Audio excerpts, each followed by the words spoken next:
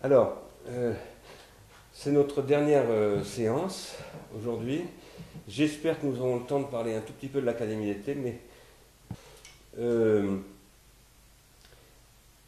par ailleurs, Caroline vous a envoyé à tous un message à ce sujet. Donc, pour ceux d'entre vous qui veulent venir à l'Académie, et là maintenant il faut vraiment préciser pour ceux qui viennent, dans tous les cas, vite parce qu'il y a des problèmes d'organisation de logement, etc.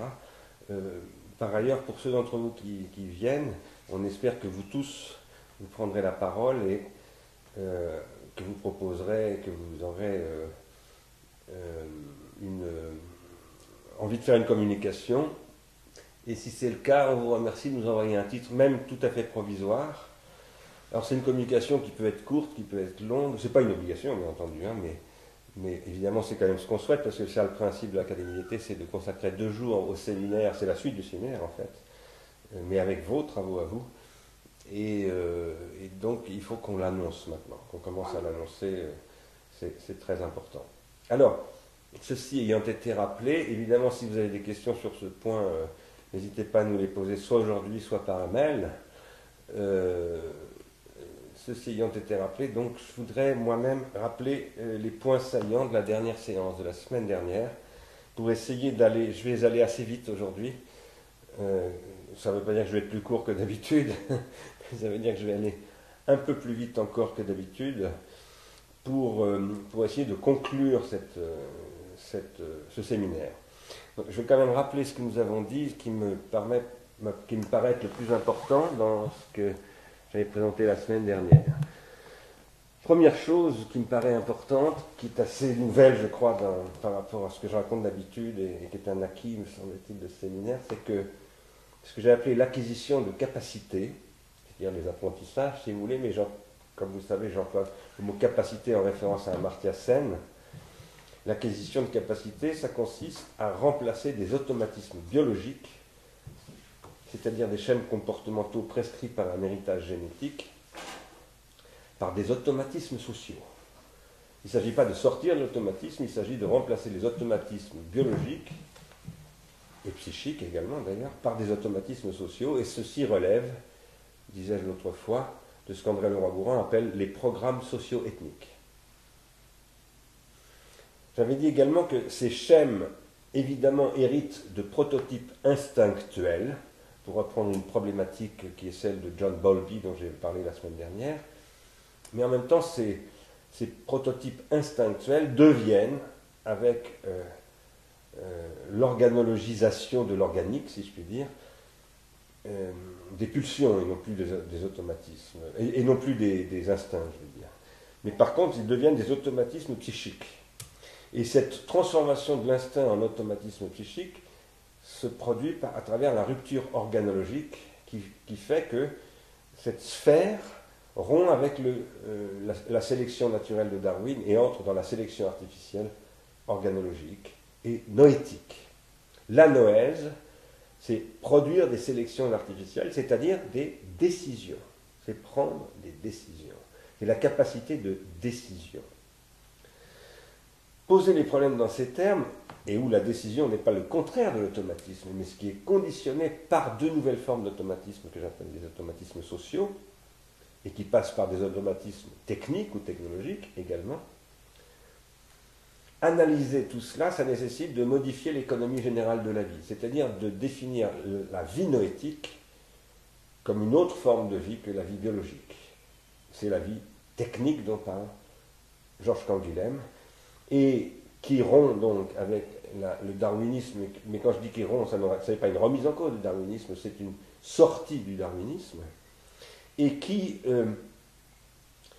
engendre des déphasages constants entre l'organique et l'organologique, ce que j'appelle souvent des désajustements, voilà Anaï, ce que j'appelle des désajustements, et ces déphasages, j'emploie là le mot de Gilbert Simondon, sont aussi ce que j'appelle des processus de désautomatisation, c'est-à-dire également des processus de transgression. Voilà. On avait entrouvert avec Tania une discussion autour de cette question de la transgression. Je n'y reviendrai pas, j'avais l'intention de le faire, mais je n'en aurai pas le temps. Mais nous y reviendrons certainement, j'espère, pendant l'Académie d'été. Et en tout cas, l'année prochaine. Parce que la transgression, c'est une question qui est devant nous. Les nouvelles transgressions, voilà un sujet dont il va falloir que nous parlions dans les années prochaines. Alors, ce processus de désautomatisation qui constitue un processus de transgression, c'est-à-dire de dépassement des automatismes sociaux, autrement dit de transgression des règles sociales, génère à leur tour des modifications qui produisent un processus de transindividuation, qui engendre une nouvelle forme de société, qui engendrera de nouvelles formes de transgression, donc de désautomatisation, etc. Et tout cela, c'est le processus de ce que j'appelle, moi, la transindividuation. Et cela, c'est ce que Gilbert Simonon appelle l'individuation psychique et collective, dont, à mon avis, il manque une pensée de la transindividuation, même s'il pense le transindividuel. Et c'est aussi ce que j'essaye de décrire depuis pas mal de temps maintenant, sous la forme de la spirale. Mais c'est aussi, disais-je, l'économie libidinale. Je crois que tout ce que je viens de décrire, c'est ce qui est en jeu dans la découverte freudienne. Mais cette découverte freudienne n'arrive pas à instancier le pharmacologique lui-même ou l'organologique lui-même. Et du coup, cette économie libidinale freudienne ne tient pas le choc, si je puis dire, face aujourd'hui, en particulier, à l'explosion pharmacologique et organologique que nous sommes en train de vivre. Quand je dis qu'elle ne tient pas le choc, ça ne veut pas dire que la psychanalyse est passée, ça veut dire qu'il faut la refonder, la repenser. En reprenant la question du fétiche et de l'objet transitionnel, qui sont en fait des témoignages de la dimension organologique et pharmacologique du désir. Des témoignages que Freud exhume de la clinique, Freud et Winnicott, mais en même temps qui ne sont pas portés à leur niveau de pensée mature, si je puis dire. Tout ceci, et là je ne fais que répéter ce que nous avons vu la semaine dernière, conduit à ce que j'ai appelé des naturalisations de l'arbitraire, ou encore des maternalisations de l'artificiel. Et c'est sur la base de ces processus de naturalisation et de maternalisation, c'est-à-dire d'identification, au sens freudien, mais qui permettent d'intégrer ces identifications des artefacts, dont l'objet transitionnel, ça tout le monde le sait, le fétiche aussi, mais bien d'autres choses. C'est sur cette base que peuvent se construire des comportements délibérément et psychonoétiquement désautomatisés. C'est sur cette base que, en fait, l'individu psychique peut véritablement accéder à son désir. Car ce que j'appelle la désautomatisation, c'est le désir. Et le désir, ici, ça n'est pas du tout la satisfaction de la pulsion. C'est la construction de l'idéalisation. C'est le passage, donc, de la pulsion à l'idéalisation comme processus de liaison et donc de transindividuation. Tout cela, c'est ce qui repose sur des habitudes. Ce que j'appelle les automatismes socio-ethniques, ce sont des habitudes. Et ces habitudes sont elles-mêmes étayées sur des pulsions, qui elles-mêmes sont étayées sur du biologique. Ces habitudes peuvent être habitées, c'est-à-dire déshabituées, désautomatisées, peuvent devenir signifiantes et de ce point de vue-là, extraordinarisées. Ça, c'est ce que font les poètes, les artistes.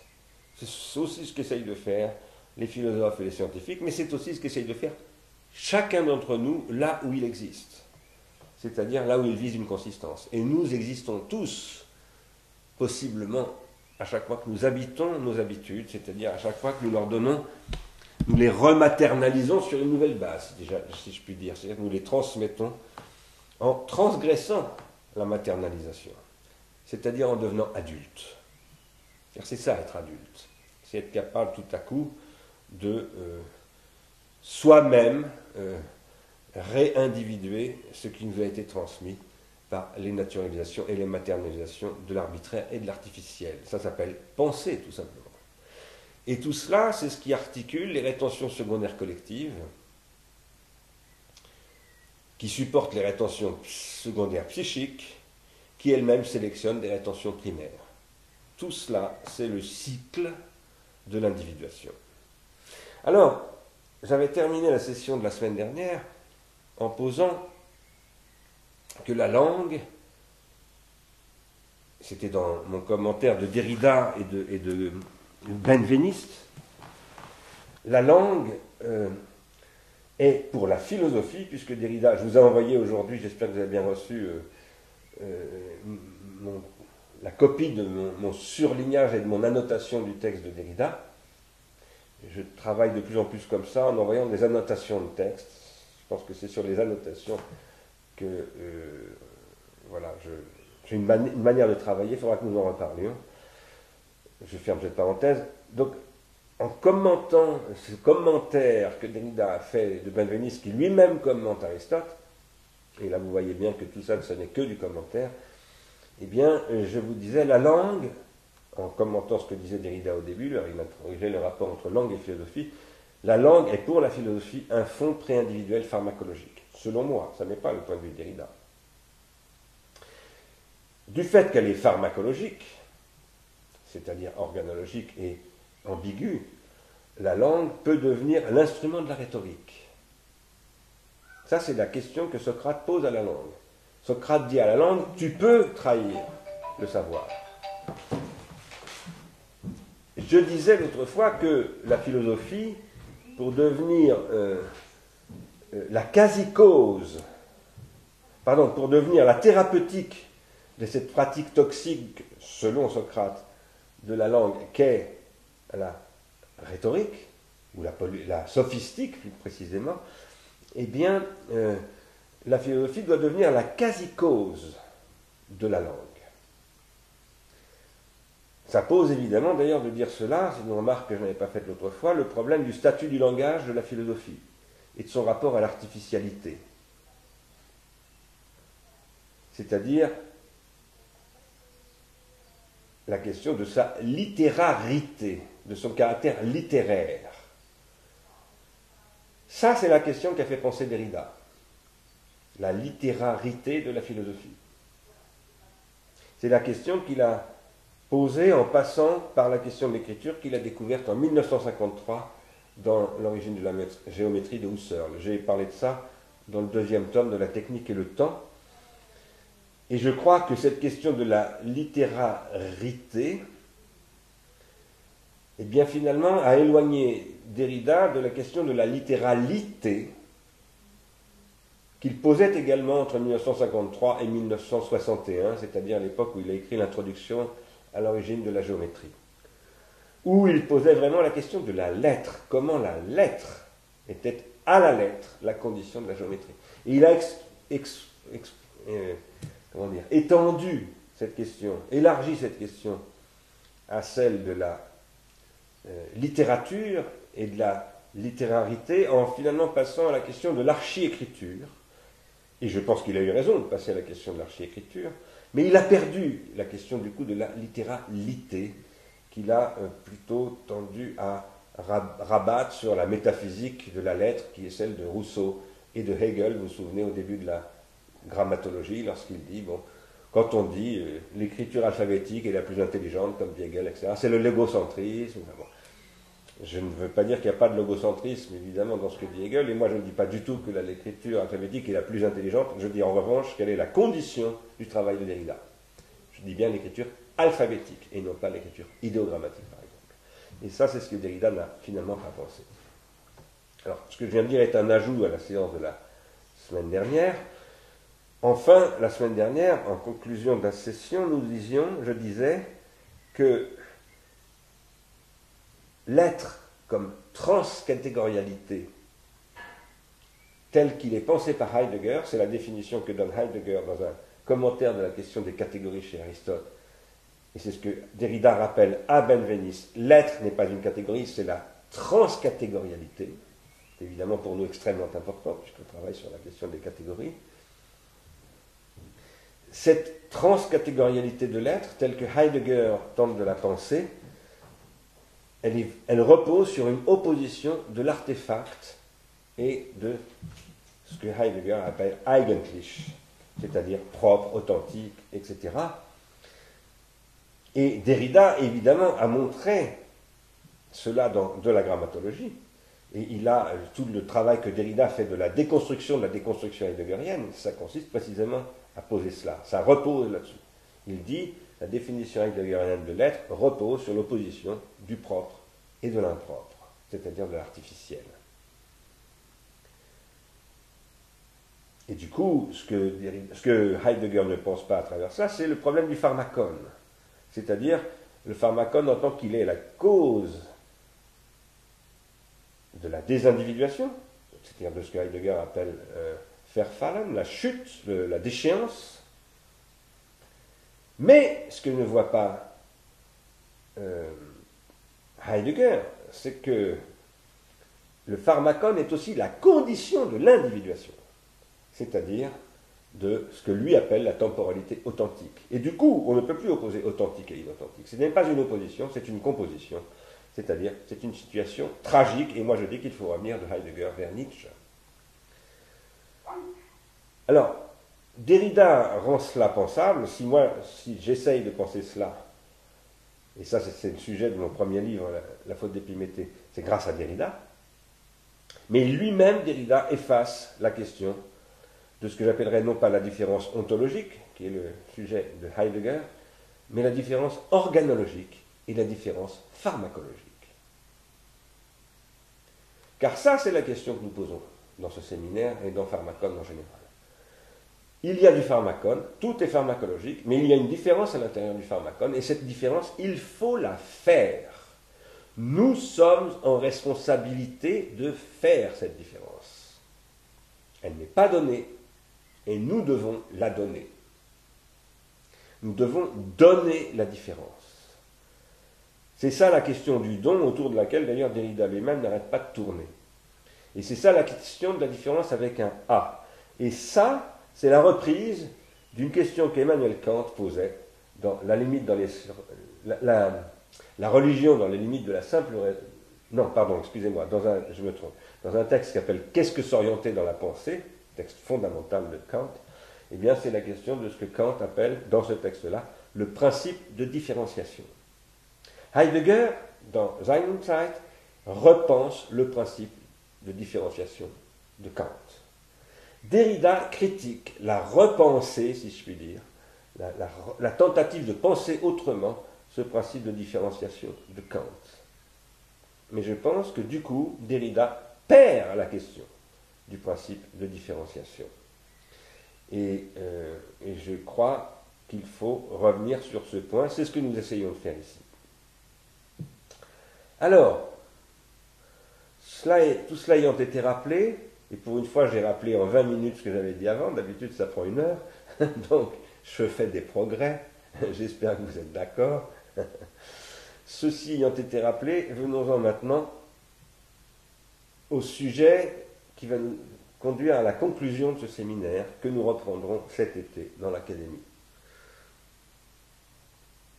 Le sujet d'aujourd'hui, c'est un retour à la question de la grammatisation.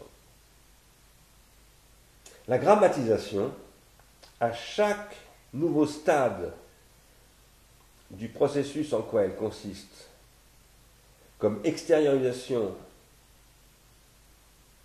via des rétentions tertiaires qui sont, vous le savez bien maintenant, des spatialisations de la temporalisation. La rétention tertiaire, c'est la manière dont je transmets spatialement ce qui se présente temporellement, c'est-à-dire ce que j'appelle autrefois des contenus mentaux. Et grammatiser cela, c'est le transformer en espace et non plus en temps. Ça, c'est la différence avec un A de Derrida. Cette grammatisation, donc, qui a une histoire, que je fais remonter à 30 000 ans, est toujours une discrétisation, aussi bien qu'une reproduction. Dans tous les cas, tous les stades de la grammatisation sont des stades de la discrétisation, c'est-à-dire de la production de listes finies. Mais des listes finies de quoi? C'est ce qu'on va voir. Et de reproduction, c'est-à-dire de la capacité, avec ces listes finies, à reproduire spatialement des choses d'origine temporelle. Ce processus de grammatisation, donc, transforme à chaque évolution, il transforme radicalement le devenir de la catégorisation. Et ça, c'est ce que ne voit ni Benveniste, ni Derrida. La grammatisation est un processus de catégorisation technologique. Ce processus technologique est un processus aveugle, systémique, et qui précède toute intentionnalité, au sens husserlien du terme. Je crois qu'il faut que tu recadres ta caméra un petit peu, Caro. C'est-à-dire que tu relèves un petit peu tout petit peu l'objectif. Excuse-moi, je vois tout à coup si, un tout petit peu, à mon avis.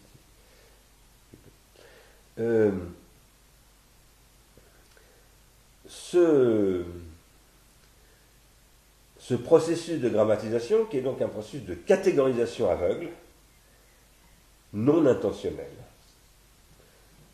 mais à chaque fois qui crée de nouveaux types de catégories et de nouveaux modèles catégoriques et catégoriels, donc de nouveaux processus de transindividuation, ce processus se fait toujours d'abord par défaut.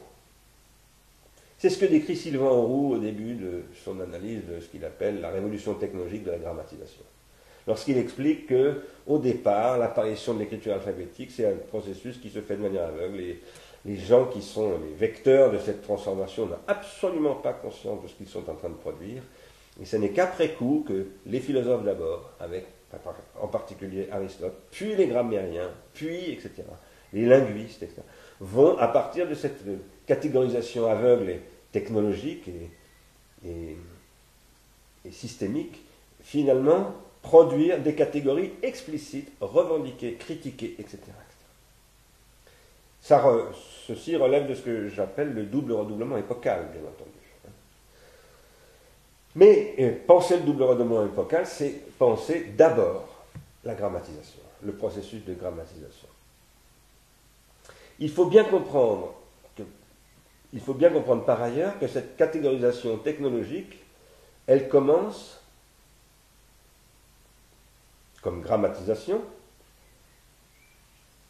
bien avant l'Occident, qui n'est pas du tout l'Occident qui pose des problèmes de catégorie.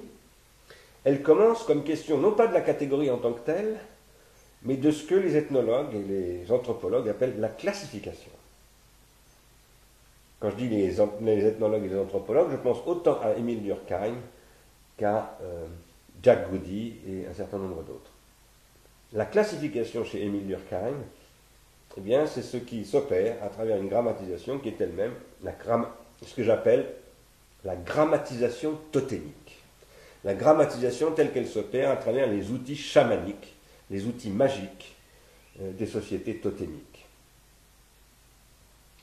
Et cette grammatisation-là, je soutiens, j'en ai déjà parlé dans le séminaire, qu'elle commence avec la projection reproductrice et discrétisée des premiers contenus mentaux à l'époque de la grotte Chauvet, c'est-à-dire sur les parois rupestres de l'époque du Paléolithique supérieur.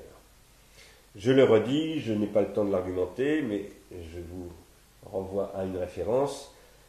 C'est ce que montre Marc Azéma, l'anthropologue qui a analysé des centaines de peintures rupestres, et où il montre qu'en fait, ces peintures rupestres produisent des standards et produisent des processus de catégorisation, des processus de discrétisation, des listes finies de formes. Leroy-Gourhan avait déjà, à mon avis, envisagé cette hypothèse, mais il ne l'avait pas démontrée. Je crois que Marc Azéma le montre. Alors, tout cela, ce processus de grammatisation en tant qu'il opère un processus de catégorisation aveugle, etc., qui passe par la classification et qui commence avec la grotte Chauvet, et qui est une extériorisation spatiale du temps, extériorisation spatiale du temps qui est aussi la condition de ce que Hegel décrit dans la phénoménologie de l'esprit comme une phénoménologie, justement, c'est-à-dire comme une façon dont l'esprit s'apparaît à lui-même, c'est-à-dire s'écrit à lui-même, Derrida, s'extériorise, mais se produit, où la catégorisation se produit d'abord de manière aveugle et préconsciente, et ça, je crois que Hegel lui-même y reste aveugle, c'est ce que j'ai essayé de montrer dans État de choc, dans un chapitre de l'État de choc, Je pense que Hegel lui-même ne voit pas l'immense question de l'aveuglement. Il est aveugle à la question de l'aveuglement. Tout cela, donc, que je suis en train de décrire, eh bien, ça fait penser énormément à ce que, dans les années 1950, rue d'Ulm, à l'école normale supérieure, un grand professeur qui s'appelait Jean Hippolyte, spécialiste de Hegel, traducteur de la phénoménologie de l'esprit et introducteur en France d'une lecture sérieuse de Hegel. Quand je dis une lecture sérieuse, c'est une lecture qui n'est pas simplement l'appropriation existentialiste par Jean-Paul Sartre de la phénoménologie, mais une véritable analyse très fouillée de la phénoménologie husserlienne. C'est Jean Hippolyte qui porte cela et qui un jour convoque dans son bureau Jacques Derrida pour lui dire « Mon petit gars, tu vas te mettre à lire Husserl et à le travailler, c'est ça que je te demande. » Et c'est ce que va faire Derrida, c'est sa thèse. Pardon, c'est pas sa thèse, il n'a jamais fait de thèse. C'est son mémoire de maîtrise qu'il a fait à l'école normale supérieure. Je ferme cette parenthèse. Cela, donc, c'est ce que Jean Hippolyte, tout ce que j'ai décrit comme grammatisation, comme processus de catégorisation aveugle, c'est ce que Jean Hippolyte a appelé le champ transcendantal sans sujet. Et il a appelé ça transcendantal parce que c'est un champ de catégorisation aveugle. Moi, je soutiens que ce n'est pas un champ transcendantal. Donc je vais essayer de m'expliquer avec Jean Hippolyte. Et du coup, avec Louis Althusser. Parce que Louis Althusser a repris ce point de vue-là à son compte, en y voyant évidemment une manière de réinterpréter l'intellectuel collectif de Marx, etc. Mais je pense qu'il n'a rien compris à ce qui s'est dit là-dedans. Et que du coup, il faut rouvrir ce dossier à zéro. Et je pense que c'est aussi ce que Rancière n'a pas compris, ce que Badiou n'a pas compris, ce que à peu près tous ces althussériens n'ont pas compris, mais que aussi beaucoup de penseurs, jusqu'à Deleuze et Derrida eux-mêmes, ont eu du mal à instancier. Et c'est pour ça qu'ils sont dans le quasi-transcendantal, ou dans l'empirisme transcendantal, etc. Et qu'il y a quelque chose qui ne tient pas debout dans cette affaire. Donc j'essaye, moi, de m'expliquer avec ça. Mais ça, c'est la question des catégories. Le problème du transcendantal, c'est le problème des catégories. Et à partir du moment où, par exemple, Deleuze, par exemple, dit « je reprends à mon compte le transcendantal, mais pas comme Kant », et en passant par Hume, par la question des principes chez Hume, à partir du moment où Derrida dit « je ne suis plus dans le transcendantal, mais je suis dans le quasi-transcendantal », à partir du moment où ils disent tout cela, où ils n'examinent pas la question des catégories, eh bien, ils ratent le sujet. Ils le ratent totalement, et c'est exactement ce qui se passe dans ce texte majeur qui s'appelle le supplément de Copule, qui est fondamental. C'est un texte qui m'a énormément fait penser, mais en même temps qui rate le sujet. Le sujet, c'est comment passer du transcatégorial de Heidegger à la grammatisation avec Auroux, c'est-à-dire à un champ transcendantal sans sujet qui se pose comme étant la question technologique de la catégorisation. Si nous pouvons poser cette question aujourd'hui, si nous sommes obligés de la poser, c'est parce que nous sommes dans un horizon de catégorisation industrielle, technologique, qui fait que de toute façon, on ne peut plus ne pas voir la question. Si on a les yeux en face des trous, c'est-à-dire si on est encore un peu capable de penser, ce qui à notre époque est très difficile. Parce que la stupéfaction généralisée, c'est-à-dire la stupidification, c'est-à-dire la bêtise généralisée, personne n'y échappe, ni vous, ni moi. Donc c'est pas facile de penser aujourd'hui.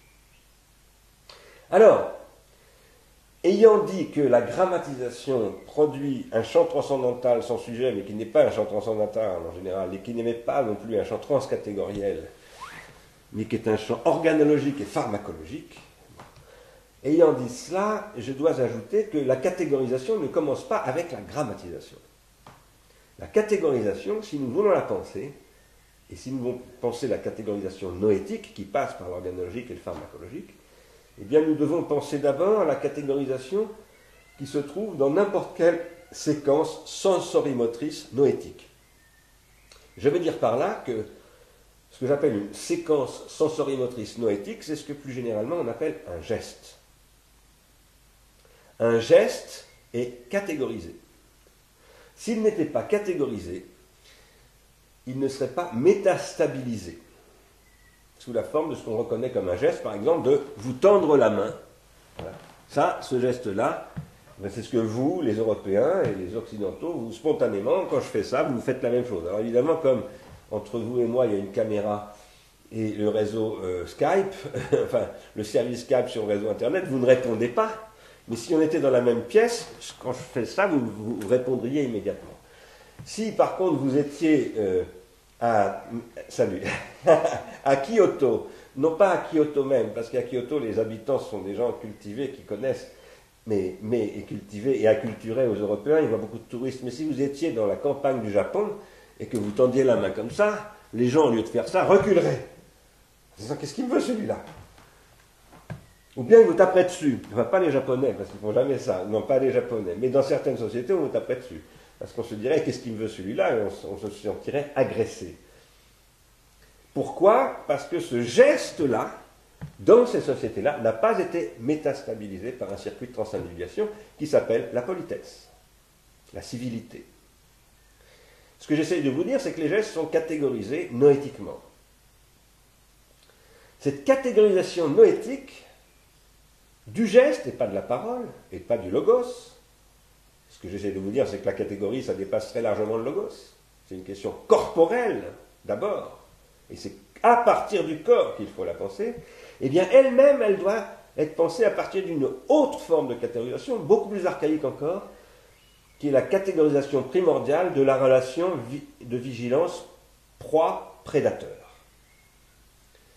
Et qui est le problème que pose la Gestalt théorie, comme étant la différence fond-forme ou figure-forme, qui est un des champs de pensée fondamentaux à partir desquels Simondon essaye de repenser toutes ces questions-là.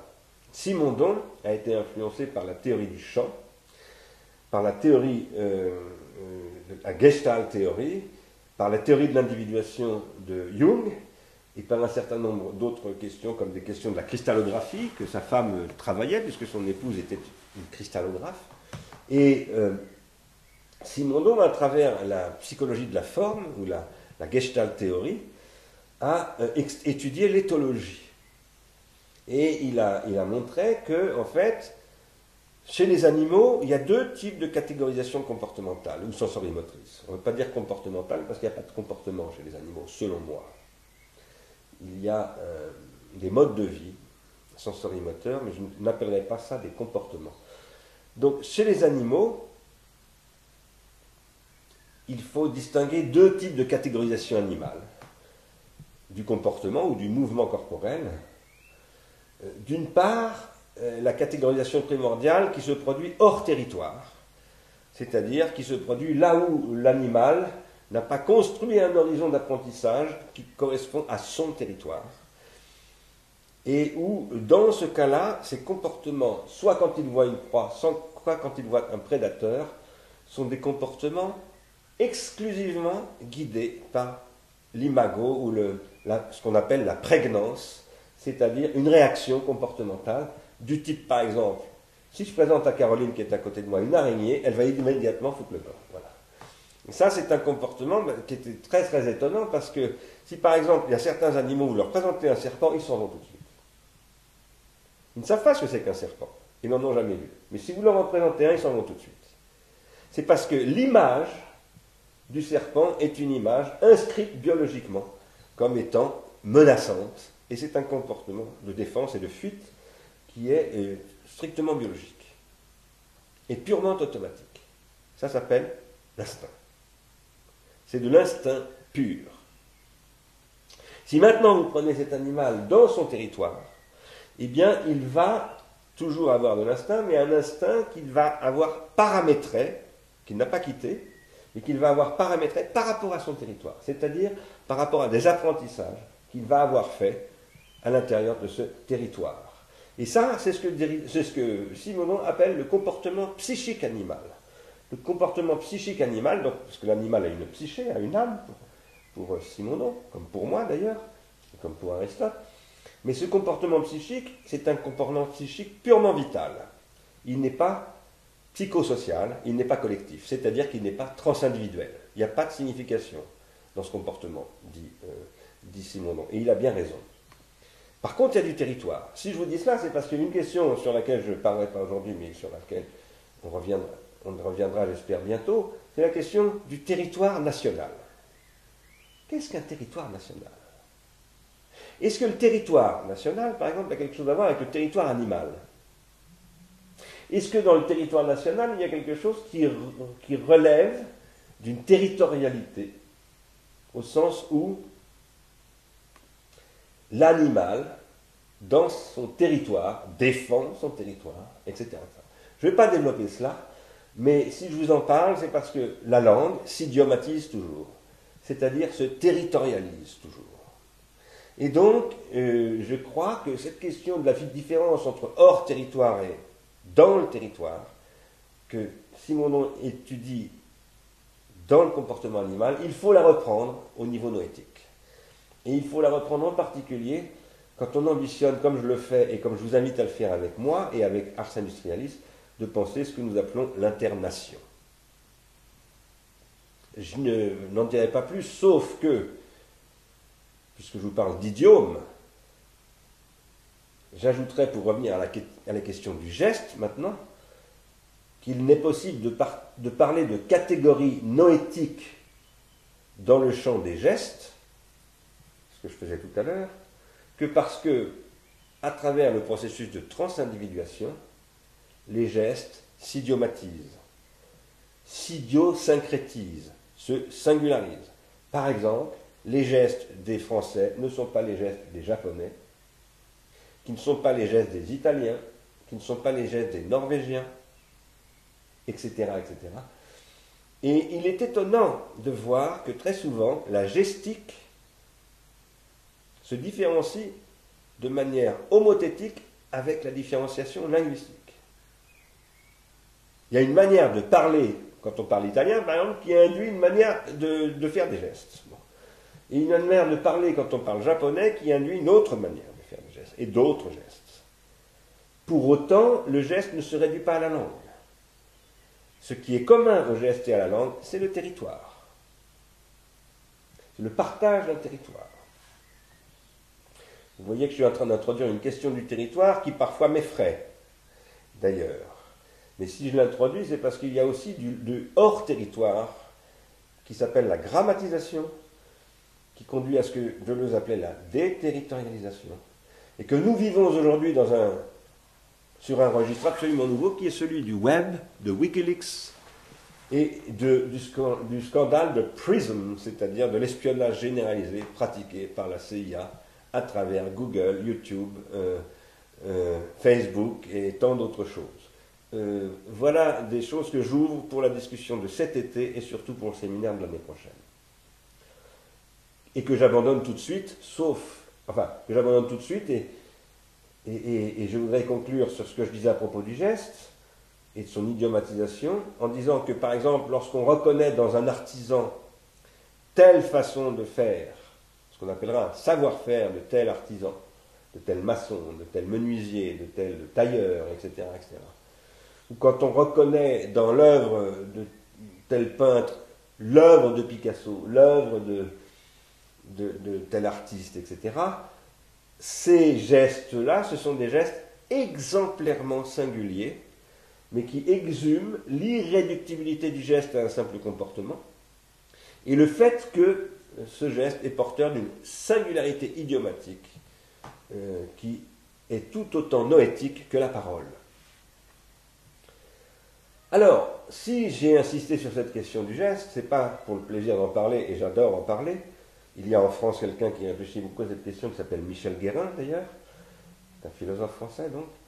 Si j'en parle, c'est parce qu'avec le machinisme qui apparaît à la fin du XVIIIe siècle, au début du XIXe, et qui est un stade de la grammatisation des gestes, et avec les gestes, un stade de la grammatisation des corps, et des faire-corps qui se forment à travers ces gestes, c'est-à-dire des corporéités sociales, parce que le social c'est un faire-corps.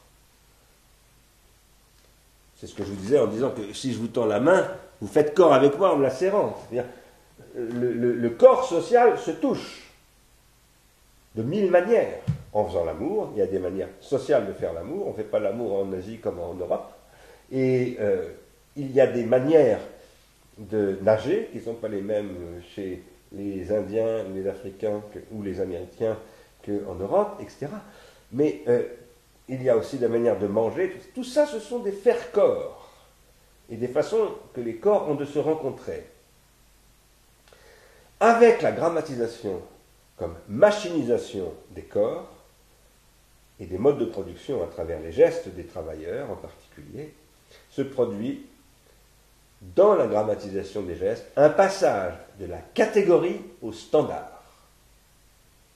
C'est-à-dire que là où l'artisan, l'artiste et le curé, puis finalement tout le monde, catégorisaient en faisant des gestes, en inventant des gestes, en transmettant des gestes, la machine fait passer de la catégorie au standard. Et c'est sur la base ancienne de ce passage, qui survient avec la révolution industrielle entre 1760 et je dis 1760 parce que on date, souvent moi-même je date la révolution industrielle de 1780, c'est la rencontre de Watt et de Boulton, et je pense que c'est comme ça qu'il faut le dater, mais en même temps, vous le savez bien, Adam Smith décrit déjà ce processus en 1776, dans la fameuse fabrique d'aiguilles. Donc, ça date en fait bien avant 1780, ça date des métiers jacquards. Voilà.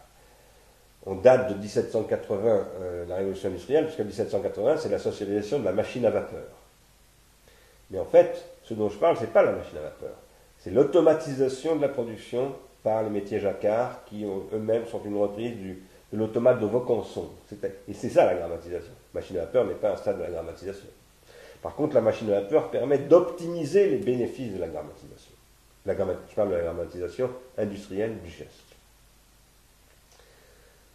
Alors, c'est sur cette base, donc, du passage de la catégorie au standard, que Simondon médite du mode d'existence des objets techniques. C'est sur cette base que se produit l'industrialisation de la production catégoriale, en tant que telle, et sous toutes ses formes, et qui est ce en quoi consiste notre époque, à savoir l'époque de la rétention tertiaire numérique. À notre époque, toutes les formes de catégorisation sont devenues des formes industrielles de production catégoriale, soumises à des standards industriels. Ces standards s'appellent TCP/IP, HTML, XML, etc., etc. Et si je vous en parle, c'est parce que mon ambition avec pharmacon.fr, avec l'IRI et avec Ars Industrialis, c'est de modifier ces standards industriels. C'est de contribuer à travers les digital studies, à travers la théorie de la catégorie que j'essaye de ressortir, etc.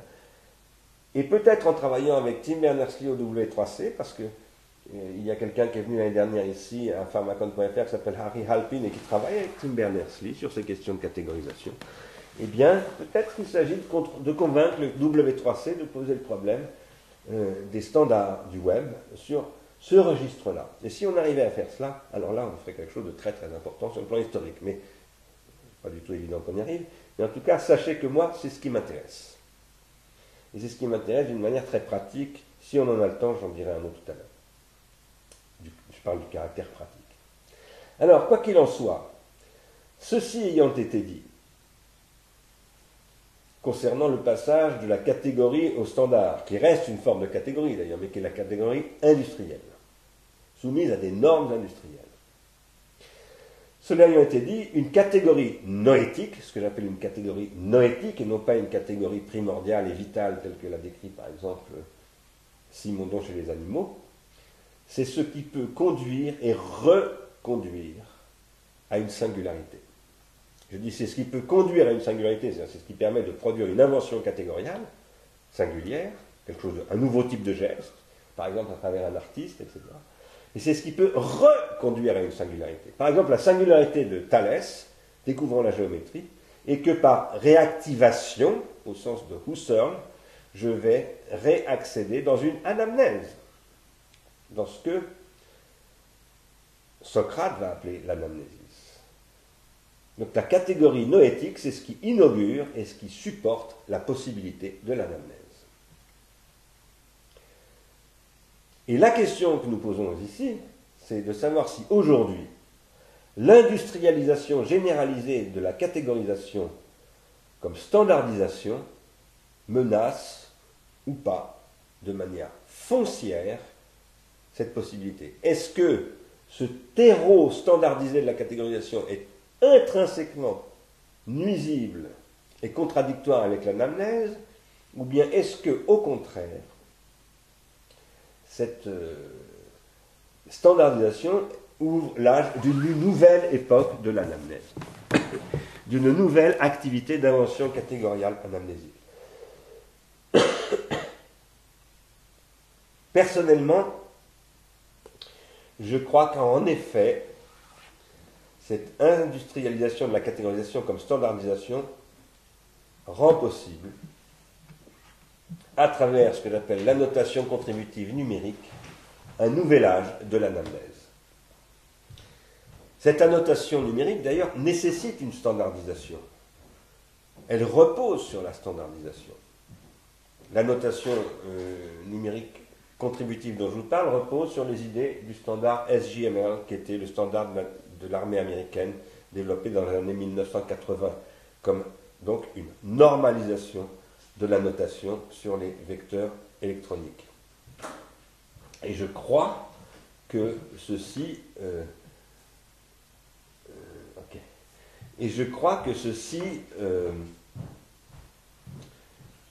est un nouvel âge, ouvre la possibilité d'un nouvel âge de la réactivation anamnésique des singularités, des catégories singulières, qui sont évidemment, si vous avez bien intégré ce que je dis, c'est compliqué ce que je dis d'ailleurs, ça prend du temps et c'est pas évident d'intégrer tout cela, y compris pour moi, mais si vous avez bien intégré ce que j'essaye de dire dans ce séminaire, depuis le début de ce séminaire, c'est que l'invention catégoriale, c'est une invention traumatypique. Et que par conséquent, comme c'est une invention traumatypique, elle se transforme toujours en stéréotype, c'est-à-dire les inventions catégoriales conduisent à des stéréotypies catégoriales, où le sens qui est surgi de l'invention est toujours ramené à la signification, c'est-à-dire à la banalité de la norme, au caractère ordinaire du transindividuel.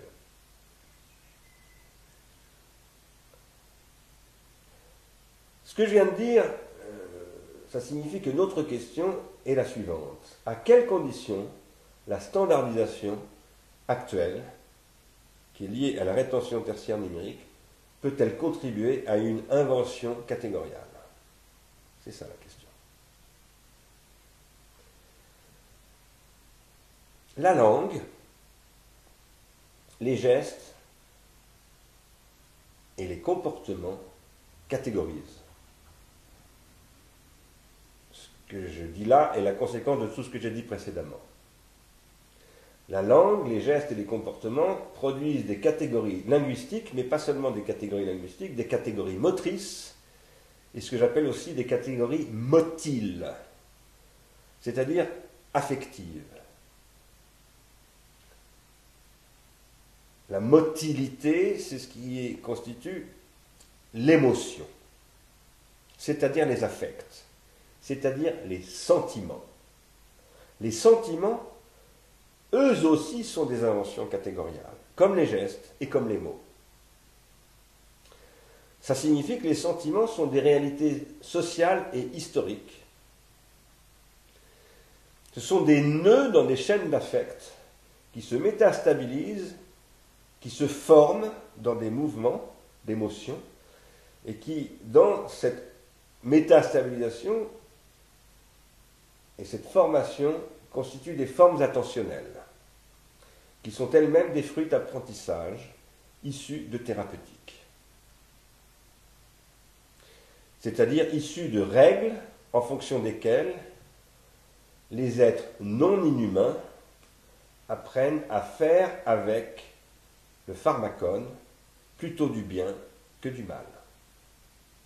C'est ça, un système de règles thérapeutiques. C'est un système qui apprend à une société à faire avec le pharmacone plutôt du bien pour elle-même que du mal. Et dans ces systèmes se constituent des formes attentionnelles à l'intérieur desquelles se forment des sentiments. Ce que Aristote appelle les pathémata. Le pathos, si vous préférez. Le pathos n'est pas du tout quelque chose qui relève du biologique non plus. C'est aussi quelque chose qui est construit de part en part par un processus de transindividuation. Les inventeurs de pathos, les inventeurs de sentiments, ce sont les prêtres, d'abord les chamans, les prêtres, les poètes et les artistes. Si nous allons tous dans des rituels, au théâtre, dans des boîtes de nuit, au cinéma, si nous lisons des romans et pas simplement de la philosophie, etc., c'est parce que nous allons voir les inventeurs de sentiments. Nous voulons apprendre à sentir autrement. C'est ce que dit Nietzsche. Et c'est pour ça que Platon veut virer les poètes de la cité. Il dit non, dorénavant, c'est la philosophie qui va vous apprendre à sentir et vous sentirez selon la raison, selon le logos, que seuls les prêtres rois, enfin les nouveaux rois que sont les philosophes, pourront, eux qui sont les seuls légalement anamnésiques, les seuls êtres légalement et légitimement reconnus comme anamnésiques, pourront vous enseigner. Mais ça, c'est évidemment la dérive. C'est ce que j'essaye d'expliquer dans le cours de Pharmakon, et c'est ce qui se passe dans la République, et c'est la grande dérive qui donne naissance à ce qu'on appelle la métaphysique. Donc, les sentiments ne sont pas des réalités simplement biologiques, même s'il y a évidemment des proto-catégories de l'affect, qui sont aussi ce que j'appelle des archiprotensions et des archirétentions, et qui sont à la limite des catégories psychiques vitales au sens de Simondon. C'est-à-dire qu'ils sont tout proches des comportements affectifs de l'animal. C'est pour ça que Freud dit que les pulsions ressemblent beaucoup au comportement de survie, par exemple, l'agressivité, les pulsions de mort sont très proches de l'instinct de conservation, comme on disait autrefois chez les animaux. Et c'est pour ça que Simondon dit que dans le fond pré-individuel, il y a toute la vitalité naturelle. Mais en fait, Simondon a tort, et Freud n'arrive pas à penser ça de manière très claire. Parce que pour penser ça de manière claire, il faut organologiser l'organique. Il faut comprendre que ce qui rend possible le sentiment, c'est la pulsion qui n'est précisément pas de l'instinct. Et donc que l'archi-rétention et l'archi-protension, ça n'est pas du biologique, c'est tout proche du biologique, c'est l'interface avec le biologique, mais ça n'est pas le biologique, c'est le biologique devenu organologique. Les sentiments archaïques que constituent les archiprotensions et les archirétentions, eh bien, ce sont les sentiments, ce sont ce que j'appelle les défauts originels d'origine, d'où proviennent et par où se produisent, et comme des quasi-causes, les pathemata. Je veux dire par là que il y a effectivement des espèces de sentiments qui sont et que le cinéma exploite énormément. Par exemple, Hitchcock, c'est l'art de l'exploitation de ces sentiments originaires. Et le cinéma les exploite parce que le cinéma veut s'adresser aussi bien aux Africains, aux Japonais, aux Européens, aux Américains, et même aux extraterrestres, si je puis dire, parce qu'il vise véritablement les archiprotensions, mais ces archiprotensions, elles ne s'adressent qu'à des êtres organologiquement transformés, et non pas à des êtres biologiques. Ce qu'on appelle les sentiments au sens courant, les pathemata, dont parle Aristote, le fait que, par exemple, il y a des sentiments chez les Indiens d'Amérique qui nous font rêver, qui sont magnifiques, mais que nous n'avons pas. Un sentiment de la nature, par exemple, des Indiens, qui est extraordinaire, mais que nous n'avons pas, nous, les Occidentaux. Et que n'ont pas les Asiatiques non plus. Ou bien il y a des sentiments qui appartiennent à la culture bouddhique, qu'on trouve aussi bien en Chine qu'au Japon, et que nous n'avons pas, et qui nous émerveillent, et qui parfois d'ailleurs aussi nous font peur, nous effraient, nous rendent xénophobes, voire racistes. Bon. Ces sentiments-là, qui sont constitués sur la base des sentiments archaïques, eh bien, ils sont des quasi-causes des sentiments archaïques, c'est-à-dire des appropriations locales, des quasi-causalités qui vont donner à ces aspects archaïques et quasi-automatiques une nécessité qu'on va appeler une culture, qui va former ce qu'on appelle une culture, et qui permet de transformer les proto-affects en affects partagés par une communauté qui se reconnaît comme une sensibilité. Par exemple, qui va donner lieu au fait que, au XVIIIe siècle, il y a une musique française, on la reconnaît tout de suite, Lully, etc. Ça sonne français. Et il y a aussi une musique allemande qui est absolument colossale. Il y a une musique italienne, il y a aussi une musique anglaise, je parle de ce qu'on appelle la musique classique. Et on les différencie très très très bien. Premier coup d'oreille, vous reconnaissez, ça c'est un italien, ça c'est un anglais, ça c'est un allemand, ça c'est un français. Ça se marque, et ce sont des affects. Et d'ailleurs, c'est ce que Monteverdi, c'est le début de ce que Monteverdi appelle la musique des affects. Alors, dernier point pour passer à un autre sujet, je voudrais, puisque je vous parle de la langue, des gestes et des sentiments, je voudrais ajouter, pour conclure sur ce petit paragraphe, et passer à la suite, qu'une catégorie linguistique elle-même est une catégorie motrice, et pas seulement motile. Avec des mots, vous pouvez créer des sentiments, des émotions, mais les mots, par ailleurs, ce sont des comportements moteurs. Produire un mot, eh bien, c'est agiter sa langue dans tous les sens à l'intérieur de sa bouche, c'est-à-dire la langue tongue et non pas language, la langue qui, comme dit Joseph Beuys, fait des gestes dans la bouche. Voilà. On ne peut produire des mots qu'en faisant des gestes avec sa langue, dans sa bouche. Et donc la langue, c'est du geste, comme dit très justement Joseph Beuys, le grand artiste allemand.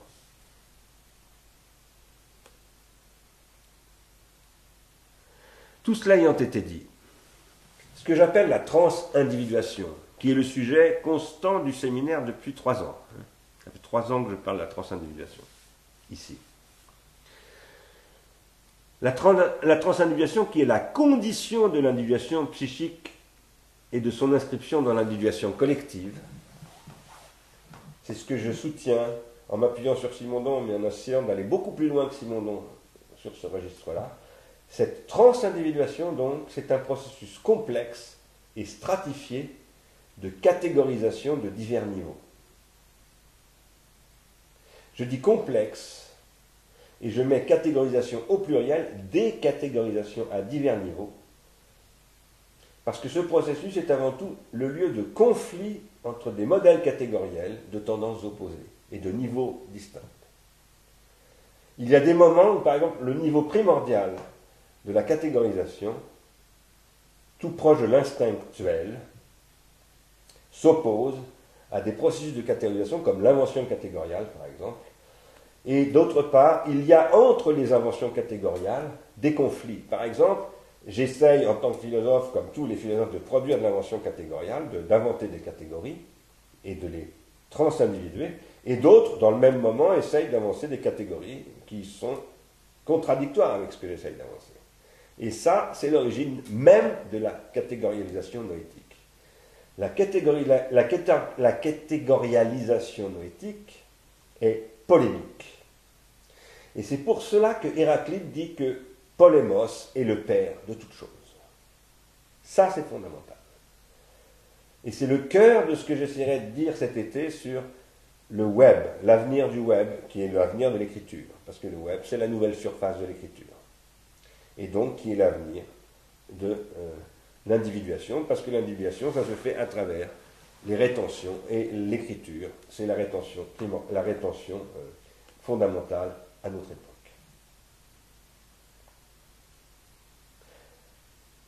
La catégorisation appréhende le monde. Catégoriser, c'est appréhender le monde, à tous les niveaux, comme l'animal dans son rapport à la prédateur au prédateur et à la proie, comme la personne qui tend la main, qui fait un geste comme cela, etc. Tendre la main, c'est attraper le monde, c'est attraper la main de l'autre et à travers l'autre, le monde que l'autre porte avec lui. Et le monde n'apparaît qu'à travers la catégorisation. Ça, c'est ce que dit Husserl. Sans catégorisation, le monde ne peut pas apparaître. La condition d'apparition du monde, c'est sa catégorisation, qui est la condition de l'intuition. Mais Husserl, on va le revoir tout à l'heure, dit cette intuition catégorielle, c'est l'eidétique. Bon. Et cela, je vais le mettre en question dans un instant. Quoi qu'il en soit, les catégories sont reçues. Ce sont ce que j'appelle depuis le début de ce séminaire des rétentions secondaires collectives. C'est ça une catégorie noétique. Mais ces catégories que je reçois comme gestes, comme mots, comme comportements que j'ai appris par la maternalisation de l'arbitraire et de l'artificiel, ces catégories que j'ai donc reçues, je les enrichis de rétention secondaire, non pas collective, mais psychique, c'est-à-dire que je catégorise à mon tour. Et d'ailleurs, par là, je transgresse, plus ou moins. Je produis des mots nouveaux, ou je produis des agencements nouveaux de mots existants. C'est ce que font les gens qui font du slam, pas du slam, du rap aujourd'hui, dans les banlieues. C'est ce qu'ont fait les bluesmen à l'origine du jazz, etc. Je dis cela, je n'ai pas le temps de dire pourquoi, mais c'est très très important pour moi. Tous ces mouvements populaires sont des mouvements d'invention catégoriale de nouveaux genres par réagencement de catégories reçues. Ces rétentions secondaires psychiques que j'invente, elles reviennent comme rétentions secondaires collectives et elles deviennent effectivement des catégories en produisant un processus de transindividation. Et ces catégories, que sont les rétentions secondaires, psychiques et collectives, sont à leur tour, elles sont porteuses de protensions secondaires, psychiques et collectives, c'est-à-dire d'attentes, de désirs, de sentiments, d'affects. Tout ceci constituant le jeu entre les traumatypes et les stéréotypes. C'est à partir de toutes ces questions-là, de toutes ces questions, que je lis et que j'interprète le commentaire de Benveniste par Jacques Derrida. Et si tout à coup je reviens vers Derrida et Benveniste, c'est pour une raison précise. C'est parce que ce qui est en jeu derrière ce que dit Benveniste et ce que commente Derrida, c'est la compréhension de l'invention catégoriale. Dans nos sociétés, dans la société de Benveniste et de Derrida, que nous partageons avec eux, c'est-à-dire dans les sociétés issues de la question ontologique et transcendantale, et Aristote, c'est le père, littéralement, et de l'ontothéologie et du transcendantal tel qu'il repose sur une ontologie. Dans nos sociétés, l'invention catégoriale, qu'il faudrait d'ailleurs penser au sein du cycle des images de Simondon, mais ça j'en parlerai à Cerisy cet été dans le colloque Simondon. Dans nos sociétés, l'invention catégoriale passe inévitablement par l'activité de prédication, c'est-à-dire d'articulation entre un sujet et un prédicat, qui est la matrice de tout énoncé logique en philosophie, depuis, non pas Aristote, mais depuis le sophiste de Platon. Parce que c'est dans le sophiste de Platon que cette question commence à être posée. Et ça sera le sujet de mon cours l'année prochaine dans Pharmakon, dans le cours de philosophie. La prédication, tout S est P, S, c'est-à-dire le sujet, l'hypokéménon, l'ousia primordial, est P, c'est-à-dire le prédicat, l'ousia seconde, comme l'appelle Aristote, l'ousia secondaire, la deuxième, l'ousia qui s'ajoute à l'ousia. Par exemple, Socrate est mortel, voilà une prédication, avec une substance première, Socrate, et une substance seconde, la mortalité. Cette structure de type S, est, P, c'est la matrice de la logique formelle. Mais c'est bien avant d'être la matrice de la logique formelle, c'est la matrice de l'ontologique, du jugement ontologique, c'est-à-dire du jugement de vérité. Et c'est pour ça qu'on parle de table de vérité en logique. Cette structure apparaît dans la société grecque avec Aristote, mais en fait Platon le précède un peu, comme la matrice primordiale de la catégorisation. Dans un monde, le monde grec, où s'opère une séparation qui commence avec Parménide entre l'être et le non-être, qui est aussi une séparation entre l'être et le devenir. Cette séparation, qui est en fait la séparation qui est à l'origine de la métaphysique, est fondée sur une expérience qui est l'expérience de la catégorisation apodictique. La catégorisation apodictique, vous le savez bien, je l'ai répété souvent, mais de toute façon vous le savez sans moi, c'est ce qui naît avec le jugement géométrique, avec le raisonnement géométrique, avec ce qu'on appelle la démonstration.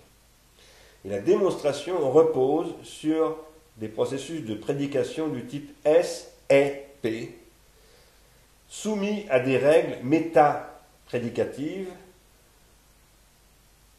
qui disent par exemple A est différent de non-A, principe d'identité, principe du tiers exclu, etc., etc. Tout ce qui va constituer les régimes d'apodicticité qui vont être pensés ensuite par Aristote sur la base de la table des catégories comme étant ce qu'on appellera dans l'organon les analytiques de ce qu'on appellera beaucoup plus tard la logique formelle.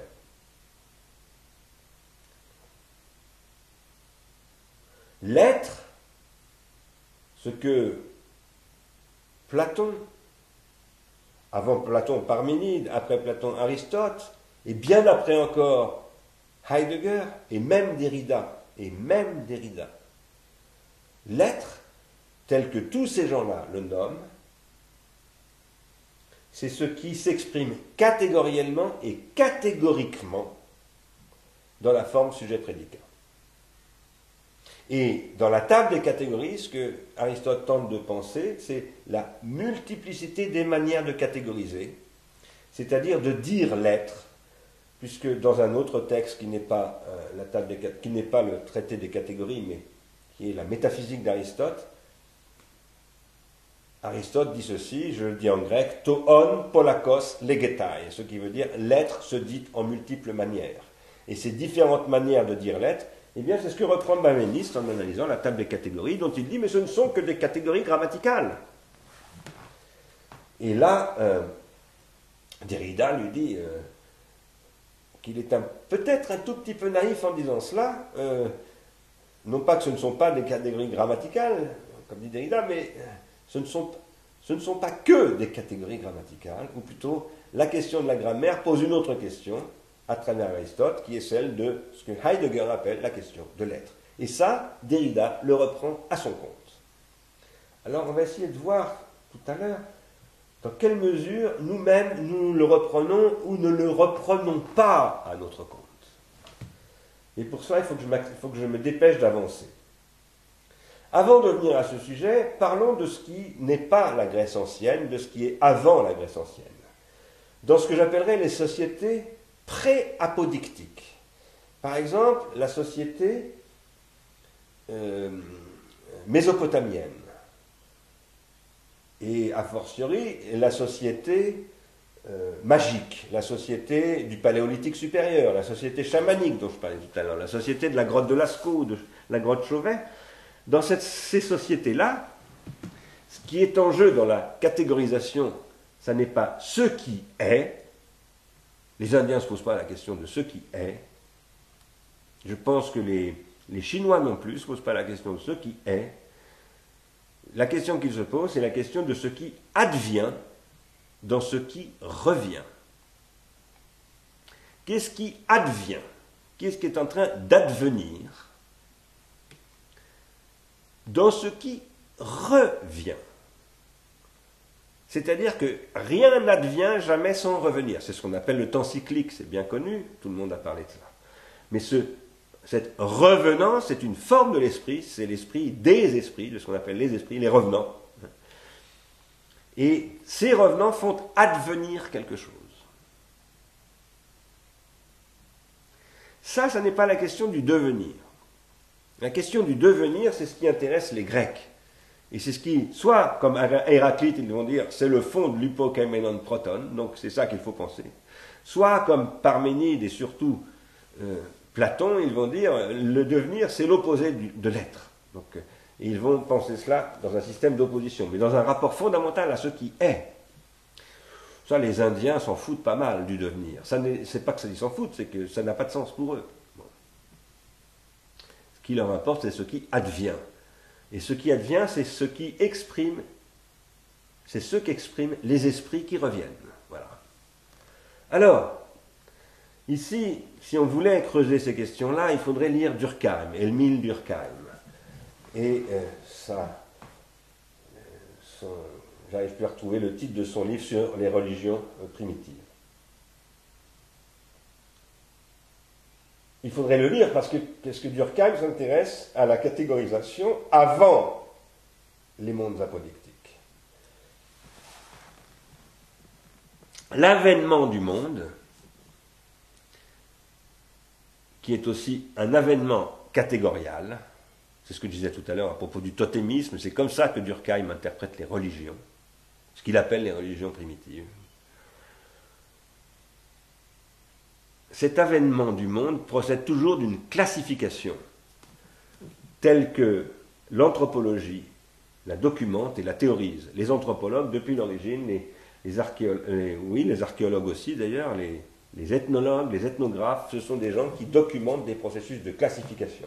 Par exemple, Lévi-Strauss, c'est celui qui va faire une théorie de la classification qui s'appuie elle-même sur une théorie des régimes de parenté. Tout se classifie par rapport à des régimes de parenté, etc. Des systèmes de parenté. D'un autre côté, Husserl, dans les recherches logiques, et en particulier dans la première recherche logique, essaye d'analyser cette catégorisation primordiale, bien avant le système sujet-prédicat du monde grec. Husserl essaye de penser cette activité primordiale de catégorisation qui se produit dans n'importe quelle forme de société au titre de ce qu'il appelle l'idéation. Non pas l'idéalisation, mais l'idéation. Il dit le langage, qui est un milieu eidétique, le langage est un champ d'idéation où se produit une activité eidétique spontanée, avant l'idéalisation, autrement dit, avant l'activité apodictique. L'idéation, c'est l'activité catégoriale inhérente à la langue. Voilà ce que dit Husserl. Mais ce que Husserl ne dit pas, et qu'à mon avis il ne pense pas, et qu'il ne problématise pas, c'est ce que j'appelle l'invention idéante, non pas l'invention idéalisante, par exemple la production d'un nouveau théorème, d'une nouvelle catégorie savante, rationnelle, mais l'invention idéante, par exemple la production d'une tournure, d'une façon de parler. Et il n'y a pas que les poètes qui produisent des façons de parler, les enfants inventent des façons de parler, etc. Et ça, c'est une invention idéante, ce que j'appelle une invention idéante. Husserl ne le pense pas parce qu'il raisonne dans le cadre d'une eidétique, c'est-à-dire d'une ontologie. Et moi, je crois qu'on ne peut pas penser ces questions dans le cadre d'une ontologie et d'une eidétique. Je pense qu'il faut redéfinir la question de la catégorisation sur d'autres bases. Et ça, c'est la grande question que je vais introduire maintenant, juste pour indiquer que bientôt, j'essaierai d'en traiter plus précisément. C'est la question de savoir si l'on peut reprendre la question de l'éidectique de Husserl du point de vue de ce que j'appelle les consistances, et non pas les essences. Pour cela, pour poser cette question, selon moi, il faut passer du plan de la causalité au plan de la quasi-causalité. Il faut passer du plan transcendantal, du point de vue transcendantal, au point de vue que j'appelle atranscendantal, qui est aussi ce que j'appelle la perte de vue atranscendantale. L'expérience de l'aveuglement. Il faut accepter l'aveuglement. C'est ça que Deleuze essaye de dire sous le nom de ce qu'il appelle l'empirisme transcendantal d'ailleurs. Mais je pense que sa formulation est ambiguë et ne peut pas nous convenir tout à fait. Autrement dit, ce que je suis en train d'essayer de dire, c'est qu'ici, ce qui est en jeu, ce n'est pas l'ontologie, mais l'individuation. L'individuation définie par Simonon comme une ontogenèse, mais moi je ne parle pas d'ontogenèse, je parle de généalogie, et j'essaye de penser ça plutôt avec Nietzsche.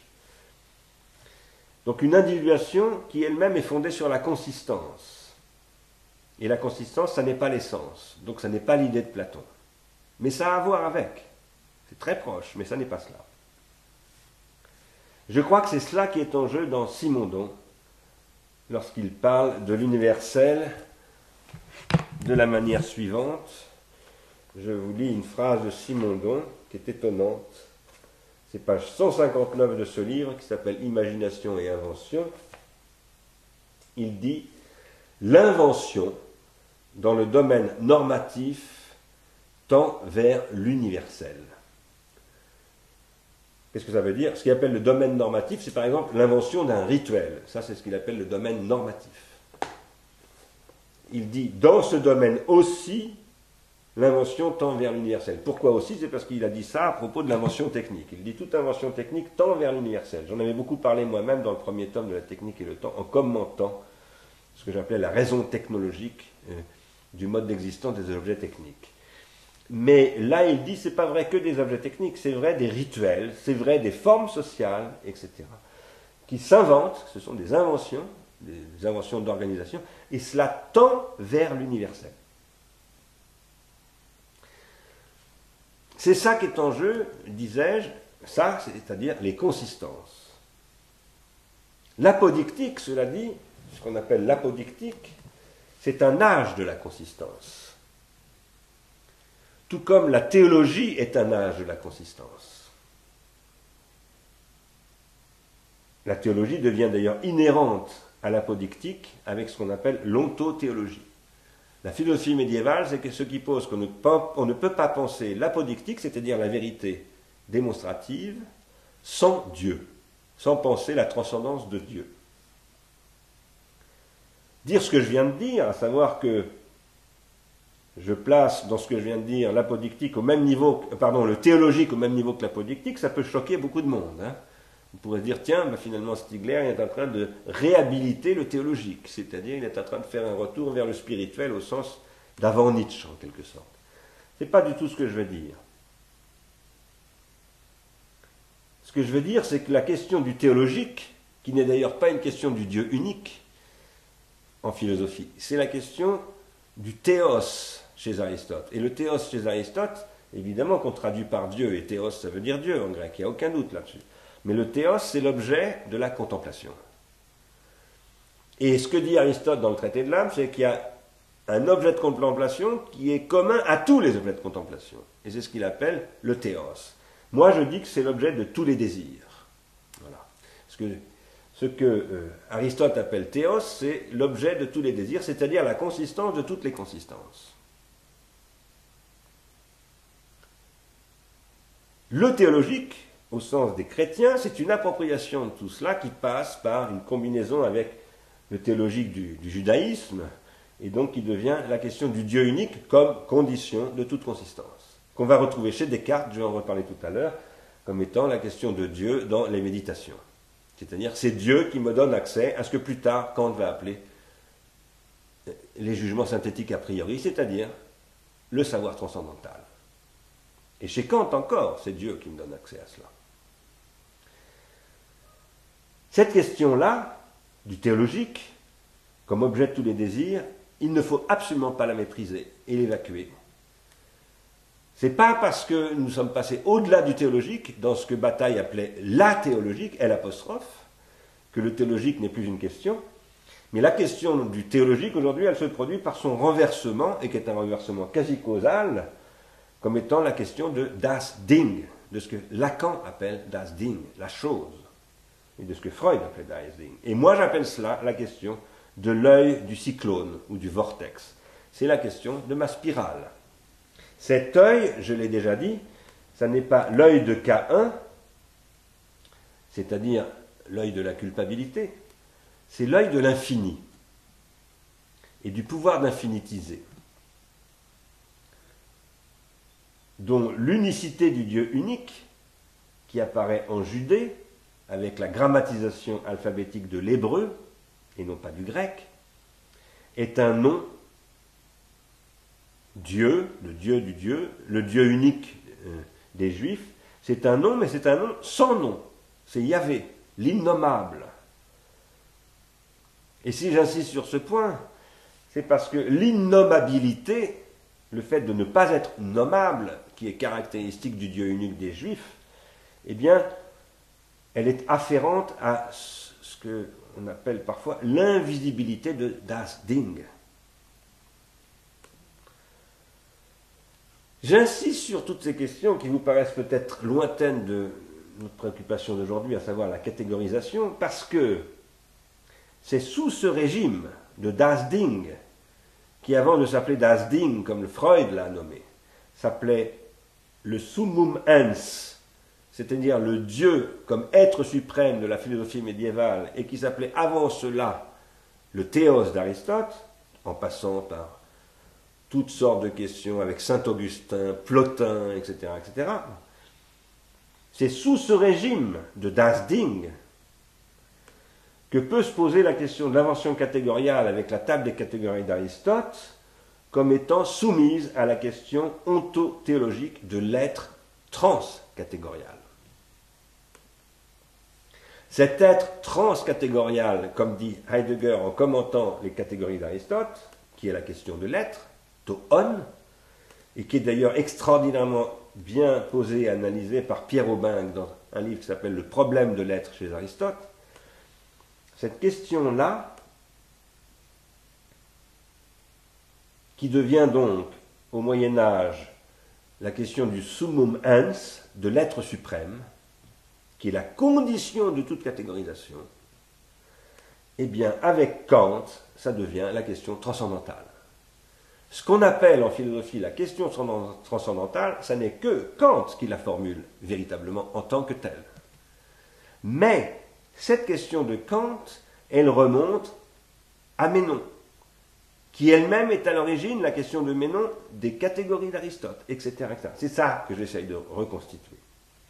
Et comme je le disais tout à l'heure, Kant reste appuyé sur Dieu. La transcendantalité kantienne, qui n'est pas la transcendance divine, reste liée à la transcendance du Dieu unique.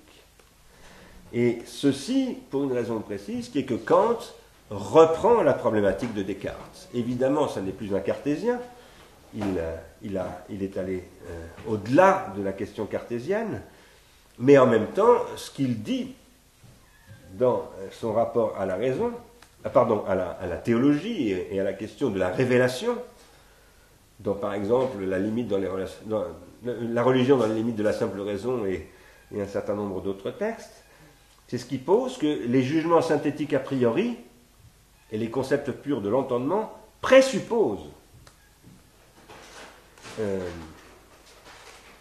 une donation divine.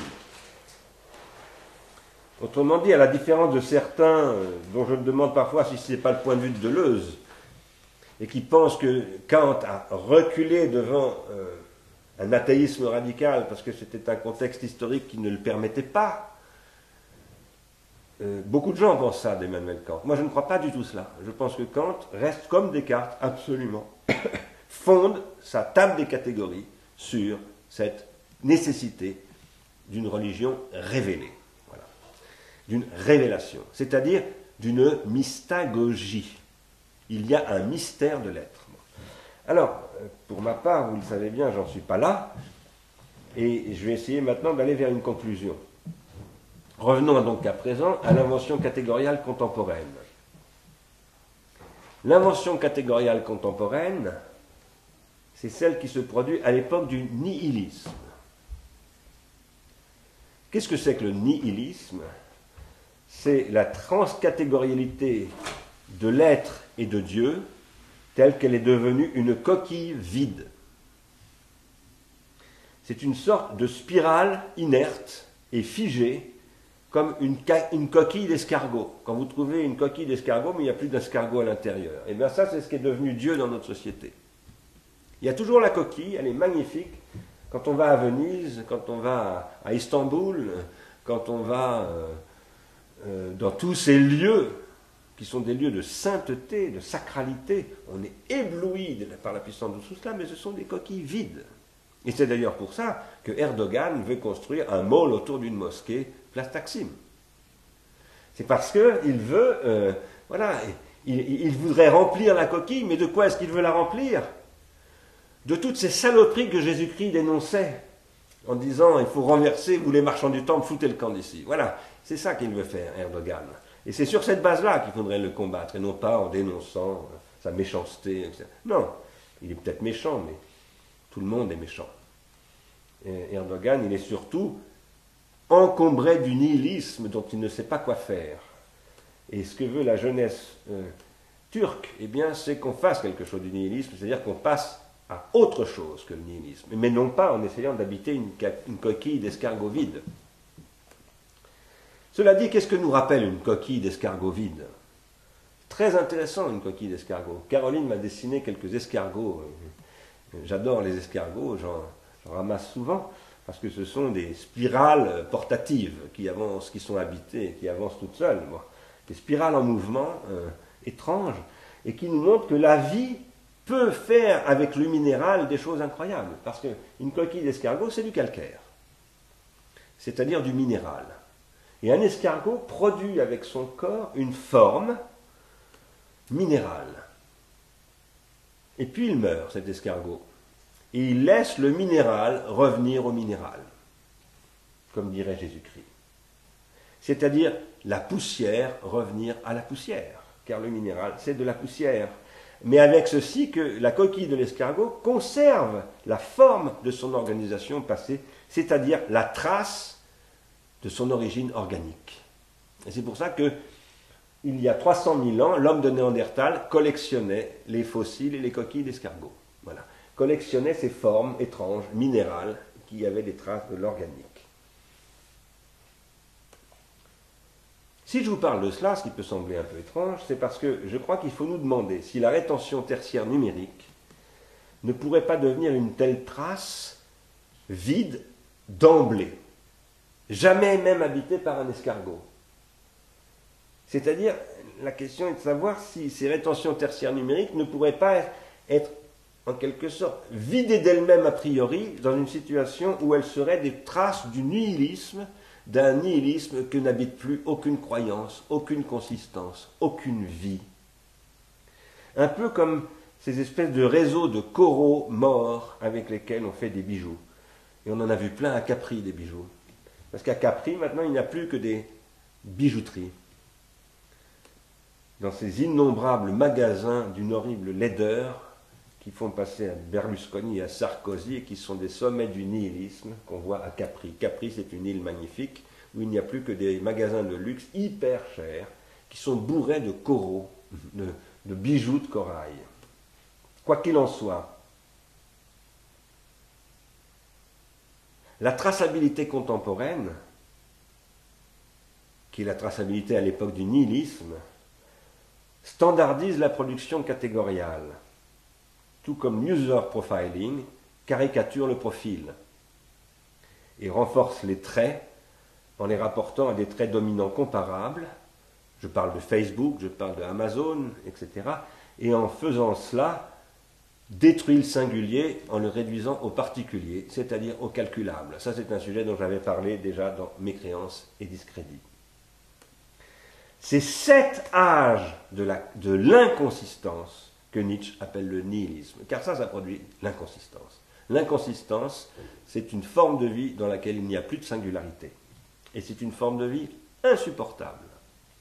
Cette forme de vie engendre non seulement une insignifiance généralisée, c'est-à-dire tout est devenu insignifiant, plus rien n'a de sens, comme on dit, mais ce n'est pas une insignifiance généralisée que ça produit. Ça, d'une certaine manière, Baudelaire en parlait déjà. Donc ça ne date pas d'hier.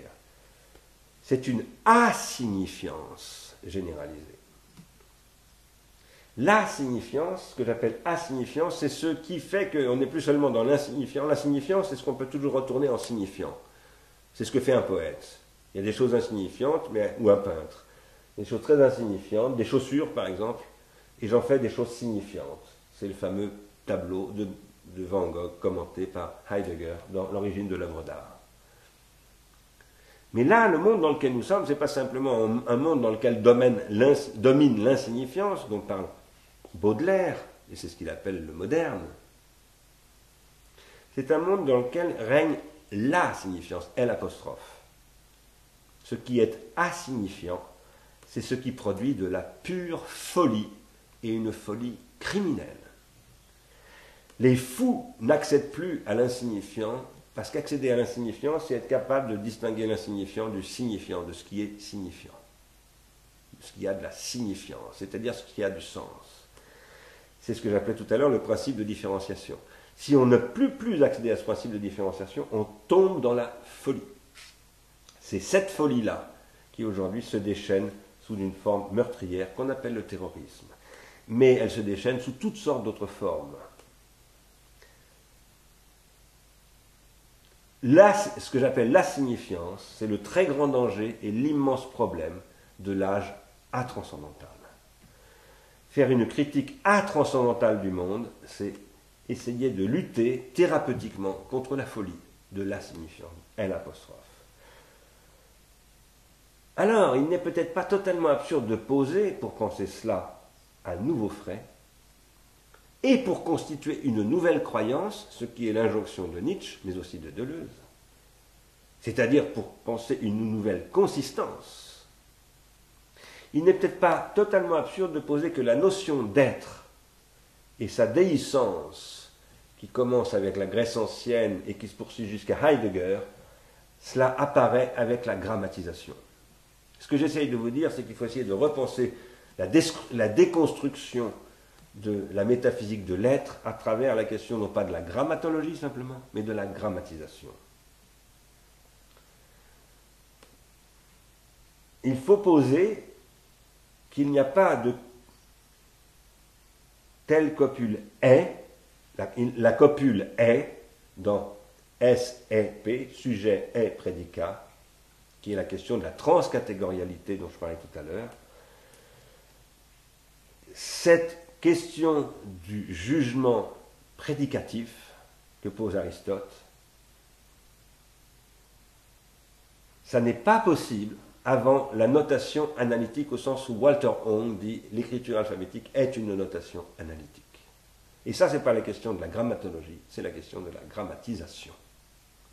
De la même manière, la question de l'infiniment invisible et de l'infiniment innommable qu'est Yahvé, chez les Juifs, dans le royaume de Judée, n'est pas possible en dehors de la notation analytique qui conduit à la Torah, du commentaire de la religion révélée chez les Juifs. Les Juifs sont des gens du livre, comme le disent aussi les musulmans, et c'est la même chose avec Mohammed. C'est la même chose avec la fondation du monothéisme islamique. Et cela, c'est ce que ni Derrida ni Benveniste ne posent comme question. Mais c'est aussi le sens des remarques de Benveniste sur les auxiliaires être et avoir et sur la phrase nominale. Deux textes dont parle Jacques Derrida et qu'il commente très extraordinairement, très intelligemment à la fin de son analyse du texte de Derrida sur du texte de Benveniste sur les catégories d'Aristote. Alors, si je récapitule tout ce que je viens de dire à très grande vitesse, et je m'en excuse auprès de vous parce que ça va vraiment très vite aujourd'hui, mais je suis obligé, sinon je ne finirai pas mon séminaire. La catégorisation, c'est ce qui organise une transindividuation où l'enjeu est la convergence des rétentions secondaires psychiques, elles doivent converger, et de la production de critères de convergence, qui ne sont pas les critères de convergence du traité de Lisbonne en Europe, du tout, malheureusement. Le traité de Lisbonne est fort éloigné de ce genre de questions, qui doivent converger, ces rétentions secondaires psychiques, à travers ces critères, vers des rétentions secondaires collectives qui constituent ce qu'on appelle des catégories. Et tout ça, c'est organisé par une critériologie. Cette critériologie peut être magique, comme dans les sociétés chamaniques, indiennes, etc. Elle peut être poétique, comme dans la société grecque tragique. Elle peut être mathématique, ontologique, politique, comme en Judée, comme dans la cité grecque ou dans le monde moderne occidental. Elle peut être religieuse, etc. Et c'est dans ce sens qu'il y a anamnèse. Nous avons vu que l'anamnèse est une spire dans la spirale.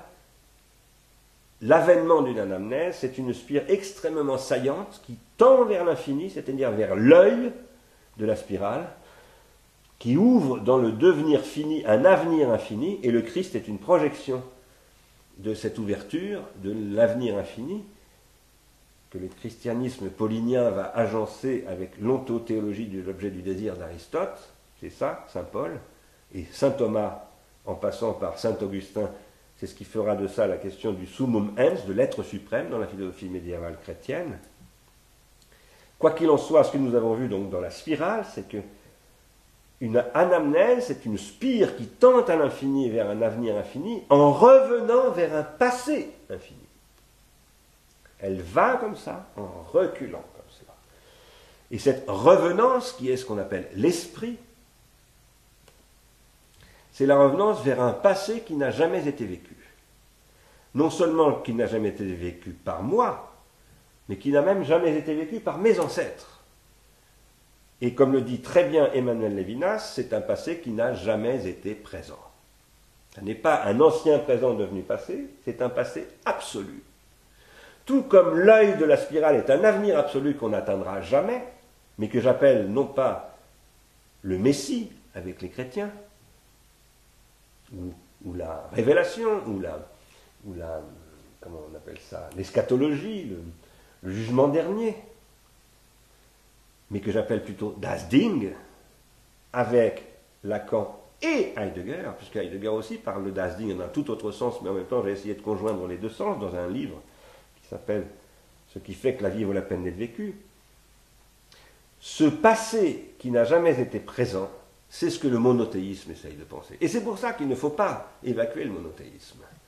C'est pour ça qu'il faut discuter avec Lévinas, et à travers Lévinas, avec le judaïsme. C'est pour ça qu'il faut discuter avec Augustin, et à travers Augustin, avec le christianisme.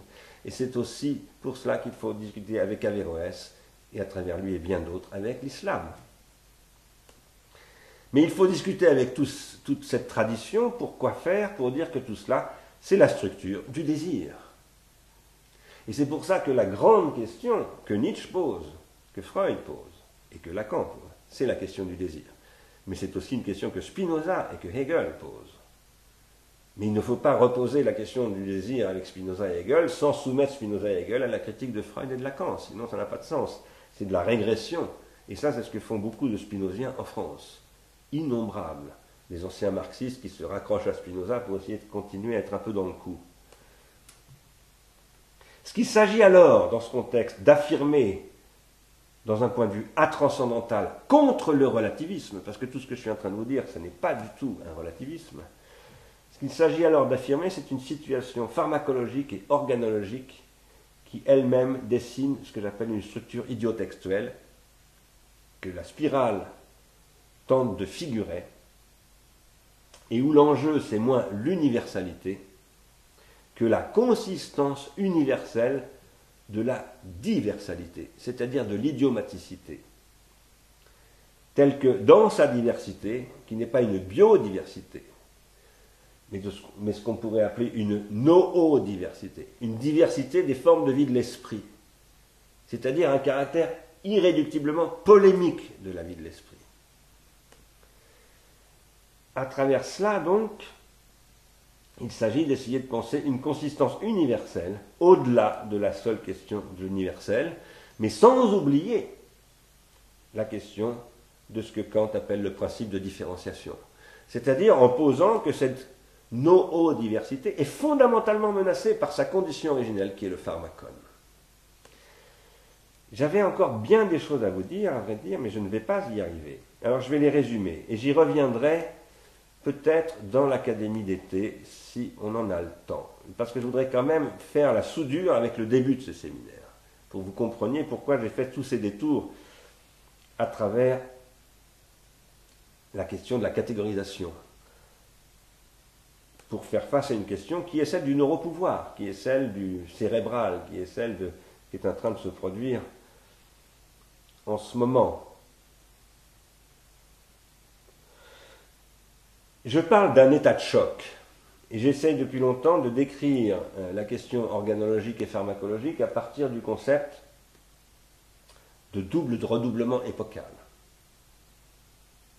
L'année dernière, dans le séminaire, en m'appuyant sur Marianne Wolf, dont je dois vous dire d'ailleurs qu'elle m'a écrit une très longue lettre et que je pense qu'on va la revoir, enfin vous ne l'avez jamais vue, mais qu'on va en reparler, mais peut-être même qu'on la verra un jour à Épineuil, parce qu'elle est vraiment très très intéressée, je crois, à ce que nous faisons.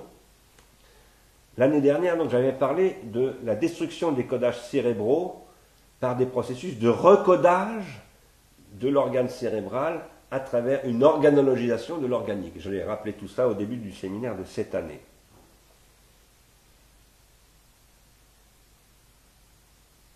Ce que j'essayais de vous dire ces derniers temps, c'est que ce processus de décodage et de recodage, c'est un processus d'invention catégoriale qui se joue à plusieurs niveaux. Au niveau technique, à travers la grammatisation, et c'est la technique qui provoque ces processus.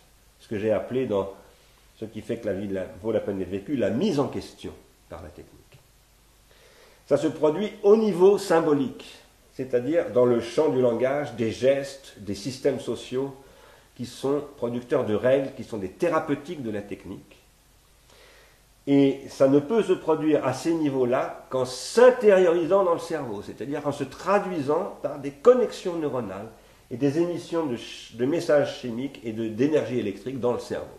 Et il faut, ce que j'appelle l'organologie générale, c'est ce qui tente de penser tout cela ensemble. Et aujourd'hui, on peut penser tout cela ensemble. Maintenant, l'enjeu de l'Académie d'été, c'est de penser, vous le savez bien, on l'a dit, ça s'appelle Occupy Épineuil le Fleuriel. Donc la question, c'est de penser les mouvements sociaux qui se produisent dans ce que nous appelons l'internation.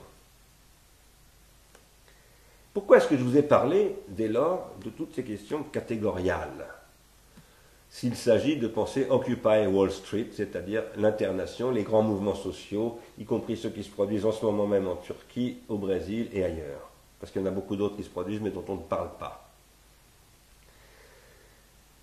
L'enjeu de cette question de la catégorie, c'est l'invention catégoriale comme invention organologique. C'est-à-dire, il ne suffit plus d'aller protester dans les rues et de vouloir résister à Erdogan, il faut inventer une nouvelle catégorisation reposant sur une nouvelle industrie de la catégorisation. Et donc, il faut fonder une communauté de l'internation sur une redéfinition organologique et pharmacologique de la question de la catégorisation. Ceci dans un contexte qui est caractérisé par une hyper-automatisation, une hyper-accélération de la vitesse, mais aussi le fait que dans le monde entier, en ce moment, des dizaines, voire des centaines de laboratoires se mettent à travailler sur l'annotation contributive, enfin l'annotation oui, contributive, mais pas l'annotation polémique. Le seul laboratoire qui travaille là-dessus à notre connaissance, c'est l'IRI à Paris, c'est-à-dire le nôtre. Et nous pensons que dans ce contexte-là, il faut se mettre à retravailler la question du smart power et des MOOCs, des Massive Online Open Courses, par rapport auxquels il faut que nous élaborions une critique. Je crois que Pharmacon doit devenir, par ses pratiques et par ses élaborations théoriques, un lieu de la critique du smart power et d'une réaffirmation d'une pratique anamnésique de la technologie, c'est-à-dire d'une réaffirmation du caractère noétique du savoir, sachant que les MOOCs et toute une transformation qui s'opère en ce moment dans le champ des technologies du smart power sont au contraire anti-anamnésiques, ne transmettent absolument pas des savoirs, mais des compétences et des procédures adaptatives, et pas du tout des savoirs critiques. Tout cela, ça supposerait, on en reparlera peut-être cet été, et je m'arrêterai vraiment là-dessus, une critique de Chomsky, c'est-à-dire du cognitivisme. Parce que Chomsky, c'est quelqu'un qui ne parvient absolument pas à penser la dimension, qui non seulement ne parvient pas, mais qui empêche de penser la dimension pharmacologique et organologique. Et si je parle de Chomsky ici, c'est pour deux raisons. D'abord parce qu'il joue un rôle très important dans la scène scientifique planétaire, mais d'autre part parce qu'il est une référence quasiment sacrée du mouvement Occupy Wall Street.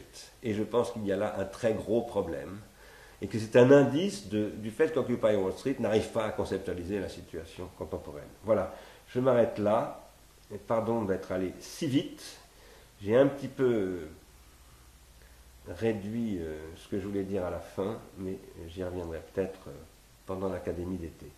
Il nous reste un petit quart d'heure pour discuter. Voilà, donc si quelqu'un veut la parole, il peut la prendre. Y compris sur l'académie d'été, si vous voulez poser des questions sur ce plan. Oui, Tania. Bonjour. Oui, bonjour. Je ne connais pas le texte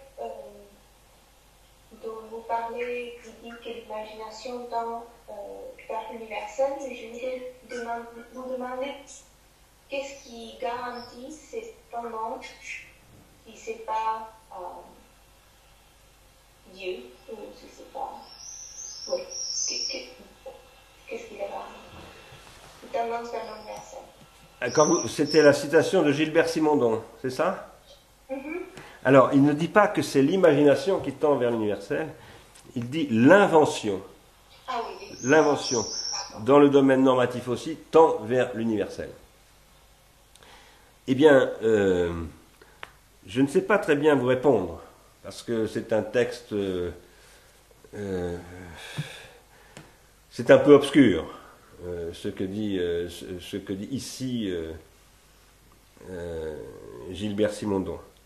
Mais ce que je crois, c'est qu'il pose... Vous savez, Gilbert Simondon a une théorie de l'invention qui consiste à dire qu'une invention en général, que ce soit une invention technique, une invention artistique, une invention linguistique, une invention rituelle, c'est-à-dire organisationnelle, c'est ce qui consiste à rendre compatibles des plans qui ne le sont pas.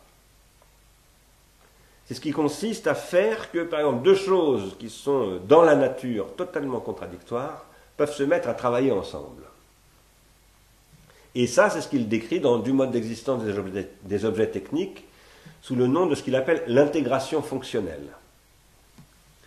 Il appelle aussi ça la concrétisation. Il dit qu'un objet technique devient de plus en plus concret par intégration fonctionnelle. De plus en plus concret, ça veut dire de plus en plus individué.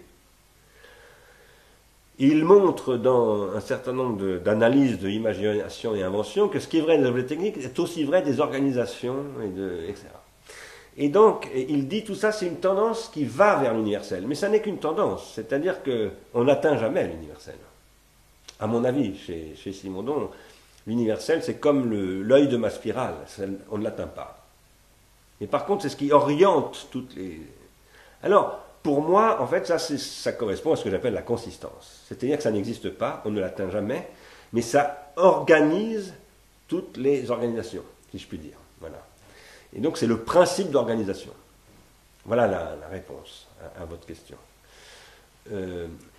Alors, Paolo nous a écrit, voilà, donc je lis le texte. J'essaie de compacter votre discours en tentant d'établir un lien entre la langue et la quasi-cause, en passant par la catégorisation.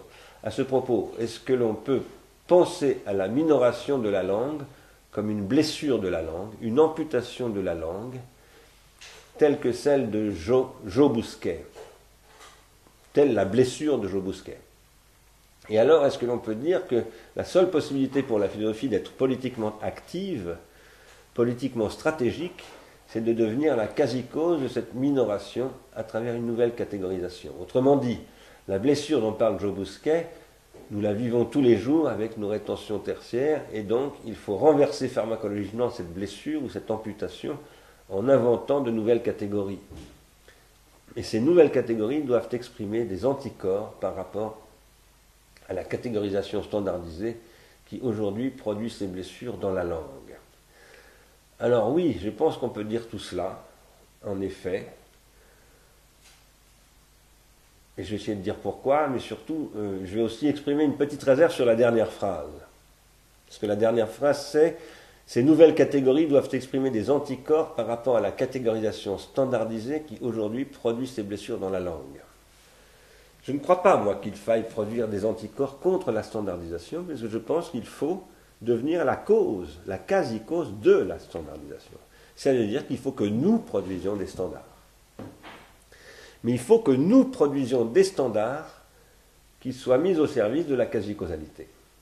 C'est-à-dire qu'ils soient mis au service de la capacité, à travers la quasi-causalité, eh bien, à produire de ce que j'appelais à l'instant, tout à l'heure, de la noodiversité, de la diversité noétique, de la diversité idiomatique, etc. Qu'est-ce qui se passe actuellement avec la langue? J'en ai beaucoup parlé dans Pharmacologie du Front National. J'ai essayé de montrer comment la radio, la télévision, et maintenant encore plus d'une certaine manière le numérique, produisent un terrible appauvrissement de la langue, que tout le monde constate, y compris sur soi-même. Je le dis toujours, moi-même, je vois comment je parle de plus en plus mal. Et j'écris de plus en plus mal. Et c'est un effet de l'automatisation et de la standardisation.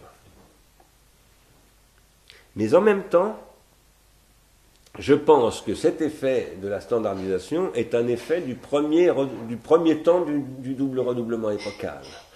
Et qu'il en va ainsi non pas parce que nous ne savons pas parler, mais parce que nous ne savons pas standardiser. C'est-à-dire que nous ne savons pas produire de nouveaux standards organologiques et industriels, créant un nouveau rapport à la langue qui serait un rapport polémique, c'est-à-dire idiomatique, c'est-à-dire singulier, puisque idios, ça veut dire singulier en réalité. Et ça, c'est ce dont je voulais parler à la fin du séminaire, mais je n'ai pas eu le temps. Donc, c'est ce dont je parlerai, j'y reviendrai au début du séminaire, parce que je pense que cette année, je vais commencer le séminaire, je parle de l'Académie d'été. Je vais commencer l'Académie d'été peut-être par un rappel de tout ce qui vient d'être dit et une mise en perspective par rapport à tout cela. Voilà. Et donc, j'essaierai de vous répondre plus précisément à cette question. Voilà. Mais cela dit, cette question, il faut bien voir, je voulais vous lire, j'ai pas pu, je voulais vous lire des textes qui concernent la langue et l'écriture. La langue est toujours stéréotypique, c'est-à-dire que la langue, c'est ce qui bavarde et c'est ce qui empêche de parler.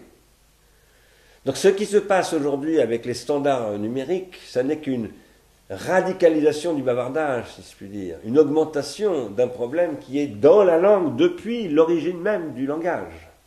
Ce n'est pas quelque chose qui lui tombe dessus tout à coup avec ces technologies-là. C'est simplement que ces technologies permettent d'exploiter cette bêtise originaire de la langue beaucoup plus que l'écriture, par exemple. Beaucoup plus. Mais l'écriture aussi, c'est une exploitation de ça. Et ça, c'est exactement ce que Socrate dénonce dans la pratique que les sophistes ont de l'écriture. Donc, voilà, cette pharmacologie de la rétention tertiaire numérique doit être une pharmacologie de la langue qui doit être elle-même une pharmacologie générale. Enfin, pas générale, parce que Riccardo Baldusson a bien raison de dire qu'il n'y a pas de pharmacologie générale, mais il y a une organologie générale de ces questions. Voilà.